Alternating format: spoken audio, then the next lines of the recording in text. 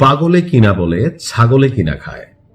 অনেক সময় আছে কি, আপনি দেখবেন যে আমাদের রাজনৈতিক দলগুলোর মধ্যে এই ধরনের ঘটনা ঘটে যে বড় একটা কথা যখন কোনো মন্ত্রী এমপি বইলা ফেলে, আওয়ামী লীগের সময় এরকম অনেক কথা অনেক মন্ত্রীরা এমপিরা বা দলীয় নেতারা বইলা ফেলতো। তো যারা পোস্ট পদ পদবিতে আছেন বা গুরুত্বপূর্ণ ব্যক্তি, তারা যখন ব্যাফাস কোনো মন্তব্য করত, তখন দল কি করত, বলতো এই লোকের সাথে দলের কোনো সম্পর্ক নাই, নাম্বার 1। নাম্বার 2, এটা তার ব্যক্তিগত মন্তব্য, এটার জন্য দল দায়ী না। এখন আমি কেন এই কথাগুলো বলছি, এই মুহূর্তে ইরানের বিরুদ্ধে যে যুদ্ধটা আমেরিকা শুরু করছিল, আমেরিকায় বলা উচিত না, ট্রাম্প তার ব্যক্তিগত ইগো প্রবলেম থেকে যে যুদ্ধটা দাঁড়া করাই দিছে, এই যুদ্ধ নিয়ে পুরো বিশ্ব এখন অস্থির।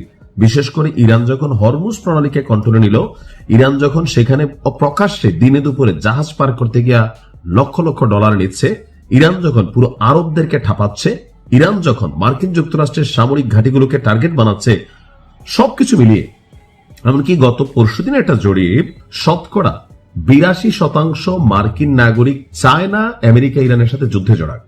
তাহলে বুঝতেই পারছেন এটা বাংলাদেশ না যে সরকারের মন্দা চাইলো জনগণ দলীয় যারা আছি হ্যাঁ হ্যাঁ করলাম, ওরকম না। বাংলাদেশে এটা হয়, ভারতে হয়, পাকিস্তানে হয়, বাট মার্কিন যুক্তরাষ্ট্র তারা আলাদা। তো এই সার্বিক পরিস্থিতিতে এখন বাটে পইরা ডোনাল্ড ট্রাম্প এক হাস্যকর মন্তব্য দিচ্ছেন, যেই কথা শুনে আমার ধারণা পুরো ইরান জুড়ে হাসির হট্টগোল চলছে। ইরানের বিরুদ্ধে সামরিক হামলা চালানোর সিদ্ধান্ত যেটা, সেটা নাকি ডোনাল্ড ট্রাম্পের সিদ্ধান্ত ছিল না। আচ্ছা, এটা কোনো পাগলে বিশ্বাস করবে? তো কার সিদ্ধান্ত ছিল? ভাবির না, এটা ছিল প্রতিরক্ষা মন্ত্রী নিজেই যাকে নিয়োগ দিছে, পিট হেগসেথ, তার উপর চাপিয়ে দিয়েছে প্রেসিডেন্ট ডোনাল্ড ট্রাম্প।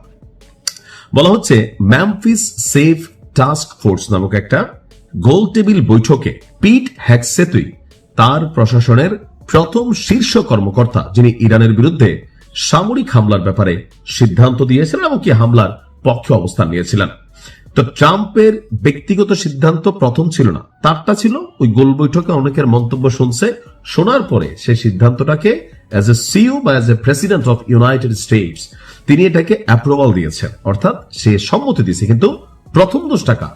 প্রতিরক্ষা মন্ত্রী।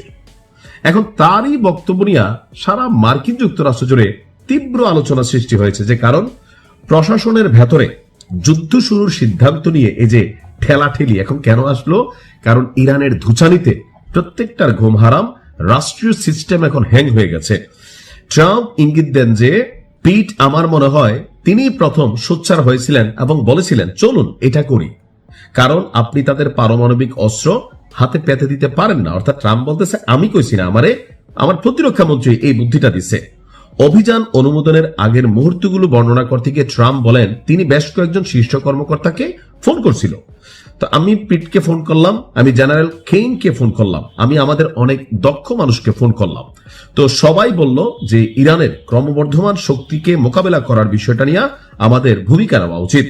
এমনকি ফেব্রুয়ারির শেষের দিকে যখন যুদ্ধটা শুরুর আগ পিছে ছিল, তখন ডোনাল্ড ট্রাম্পের সিদ্ধান্তটা এখানে বাস্তবায়নের চেয়ে পিট হেগসেথ প্রতিরক্ষা মন্ত্রীটা হয়েছে। এখন এই কথা কোন পাগলে বিশ্বাস করবে যে ট্রাম্প যুদ্ধ চায় নাই, যুদ্ধ হয়েছে? এখন বাঁচার জন্য যার কি কি করবে, কারণ ইরান বলছে তোমার প্রতিশোধ নেওয়া হবে। ভালো থাকুন।